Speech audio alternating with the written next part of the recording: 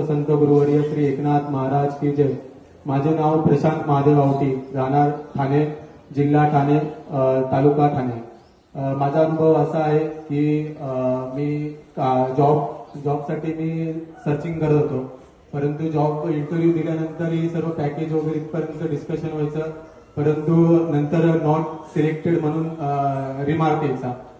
मला आमचे वडिलांचे मित्र आहेत सुतार काका म्हणून, त्यांनी आम्हाला इकडचं वाट दाखवली।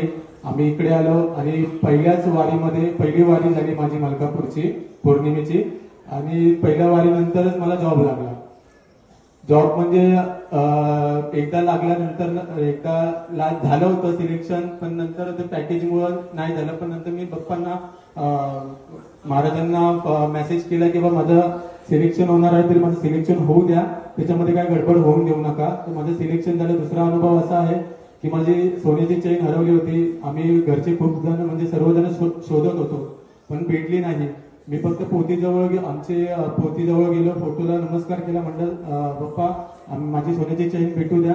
तर अवघ्या 2 मिनिटांमध्ये जेणेकरून सर्वांनी जी पर्स चेक केली होती त्या पर्समध्ये फक्त आईने हात घातला आणि फक्त चेन तिच्या हाताला लागली, असा माझा अनुभव आहे। टाळ्यांच्या गजरात स्वागत करूया।